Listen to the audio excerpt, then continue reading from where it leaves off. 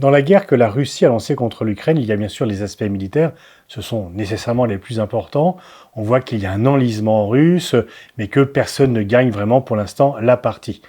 Par contre, sur le plan de la communication, le président ukrainien Zelensky a hautement gagné la bataille et de très loin. Poutine s'est avéré être un très piètre communicant, avec un discours qui ne passe pas au-delà des frontières de la Russie, alors que Zelensky, lui, a un discours qui est beaucoup plus chaleureux, beaucoup plus communicatif, beaucoup plus convaincant. Il parle aux gens, il est la victime, il incarne aux yeux du monde entier le pays martyr et le pays victime, et surtout, il a une communication qui est adaptée pays par pays. En termes de communication, Zelensky est l'adepte des frappes chirurgicales. Il sait parler à chaque public, il sait choisir les mots et il sait convaincre. On voit que c'est un ancien comédien. Il n'a pas tout à fait perdu, effectivement, les talents qui l'ont d'ailleurs conduit à la présidence.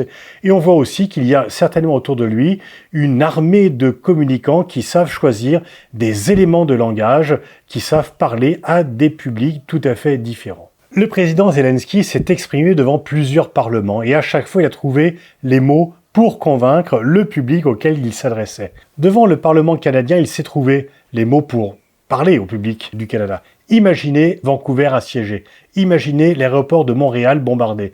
Imaginez la tour Seine de Toronto frappée par des bombes russes. C'est ça notre réalité. Devant le Congrès américain, toujours bien sûr en visio, souvenez-vous de Pearl Harbor, ce terrible matin du 7 décembre 1941, quand votre ciel était assombri par les avions qui vous attaquaient. Souvenez-vous du 11 septembre, ce terrible jour de 2001. Devant le Bundestag, cher monsieur le chancelier, Scholz, détruisez ce mur, donnez à l'Allemagne le rôle de leader qu'elle mérite. Ce n'est pas un mur de Berlin, mais un mur en Europe centrale, entre la liberté et la servitude, et ce mur s'agrandit à chaque bombe. Devant la Knesset, nous avons la même menace, vous et nous, la destruction totale de notre peuple. Écoutez ce qu'on entend aujourd'hui de Moscou, comment on utilise les mêmes mots.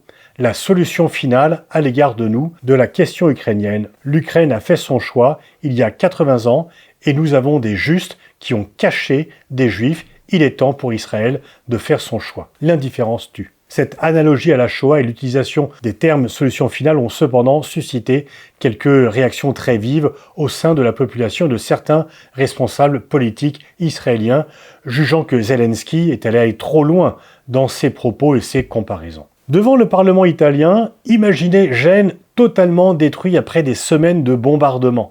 Et lorsqu'il est face au Parlement français, il dit les choses suivantes: les dégâts à Mariupol et dans d'autres villes ukrainiennes rappellent les ruines de Verdun. Vous savez ce que sont la liberté, l'égalité et la fraternité.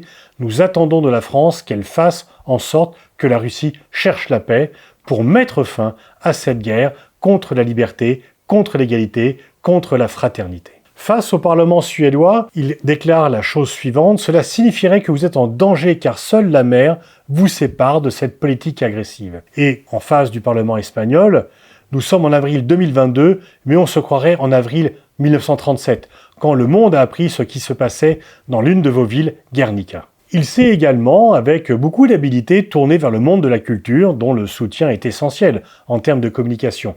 Lors de la cérémonie des Grammy Awards, il dit la chose suivante: qu'est-ce qui est l'exact opposé de la musique? Le silence des villes en ruine et des gens tués. Nos musiciens portent des gilets pare-balles au lieu de smoking. Ils chantent pour les blessés dans les hôpitaux, même pour ceux qui ne peuvent les entendre. Mais la musique se fera entendre malgré tout. Et le 17 mai, le jour de l'ouverture du Festival de Cannes, il déclare: il nous faut un nouveau Chaplin qui prouvera que le cinéma n'est pas muet. La haine finira par disparaître, les dictateurs mourront. Je suis persuadé que le dictateur va perdre. Vous avez vu Mariupol, le théâtre municipal frappé par une bombe russe? Ce théâtre ressemblait à celui où vous êtes réunis aujourd'hui. La comparaison à Chaplin, From Chaplin to Churchill, l'homme en guerre qui résiste effectivement à l'agresseur.